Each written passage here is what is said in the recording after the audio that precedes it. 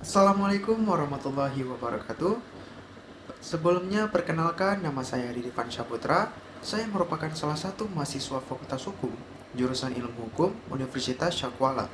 Pada video ini, saya akan menjelaskan beberapa hal terkait perkembangan hukum bisnis atau hukum dagang di Indonesia. Pengertian hukum dagang. Menurut Munir Fadi, hukum dagang adalah segala perangkat aturan tata cara pelaksanaan kegiatan perdagangan, industri atau keuangan yang dihubungkan dengan produksi atau kegiatan tukar menukar barang. Menurut pendapat Soe Cardono, hukum dagang adalah bagian dari hukum perdata pada umumnya, yakni yang mengatur masalah perjanjian dan perikatan-perikatan yang diatur dalam buku 3 Burgerlijke Wetboek atau BW. Dengan kata lain, hukum dagang adalah himpunan peraturan-peraturan yang mengatur seseorang dengan orang lain dalam kegiatan perusahaan, terutama yang terdapat dalam kodifikasi Kitab Undang-Undang Hukum Dagang dan Kitab Undang-Undang Hukum Perdata. Hukum dagang dapat pula dirumuskan sebagai serangkaian kaidah yang mengatur tentang dunia usaha atau bisnis dan dalam lalu lintas perdagangan.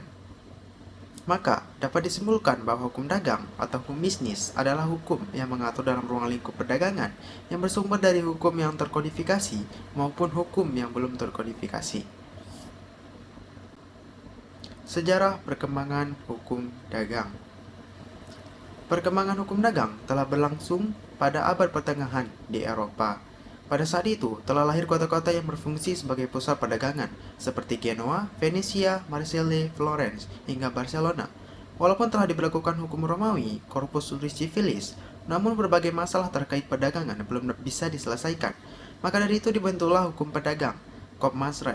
Saat itu hukum dagang masih bersifat kedaerahan. Kodifikasi hukum dagang pertama dibentuk di Perancis dengan nama Ordonnance de Commerce pada masa pemerintahan Raja Louis XIV pada tahun 1673. Dalam hukum tersebut terdapat segala hal berkaitan dengan dunia perdagangan, mulai dari pedagang, bank, badan usaha, surat berharga, hingga pernyataan pilot.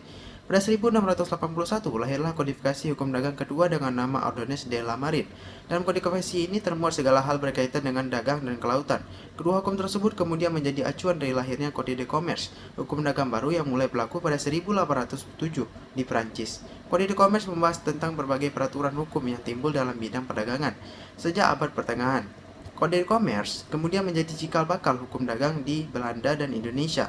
Sebagai negara bekas jajahan Prancis, Belanda memperlakukan Wetboek van Koophandel yang diadaptasi dari Code de Commerce. Meski telah dipublikasikan sejak 1847, penerapan Wetboek van Koophandel baru berlangsung sejak 1 Mei 1848. Lalu Belanda menjajah Indonesia dan mempengaruhi perkembangan hukum dagang di Indonesia. Akhirnya lahirlah Kitab Undang-Undang Hukum Dagang atau KUHD yang diadaptasi dari Wetboek van Koophandel, yang kemudian menjadi salah satu sumber dari hukum dagang Indonesia. Tujuan dan fungsi hukum dagang. Yang pertama, mewujudkan perdagangan yang adil bagi seluruh pelaku perdagangan. Yang kedua, memberikan perlindungan terhadap seluruh pelaku perdagangan. Yang ketiga, menjamin terciptanya kelancaran dalam proses perdagangan. Yang keempat, melindungi berbagai jenis usaha. Yang kelima, pelaku perdagangan dapat mengetahui hak dan kewajibannya. Yang keenam, terciptanya perdagangan yang adil dan jujur karena memiliki kepastian hukum.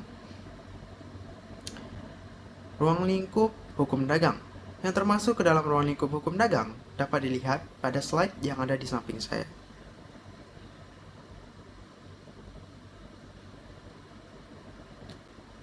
Sumber hukum dagang. Yang pertama, Kitab Undang-Undang Hukum Dagang. Yang kedua, Kitab Undang-Undang Hukum Perdata. Yang ketiga, Peraturan Perundang-undangan. Yang keempat, Hukum Kebiasaan. Macam-macam pedagang perantara dalam KUHD. Yang pertama, bursa dagang. Bursa dagang adalah suatu tempat pertemuan para pedagang, juragan perahu, makelar, kasir, dan orang-orang lain yang termasuk dalam ruang lingkup perdagangan. Pertemuan itu diadakan atas kekuasaan Menteri Keuangan. Yang kedua, makelar.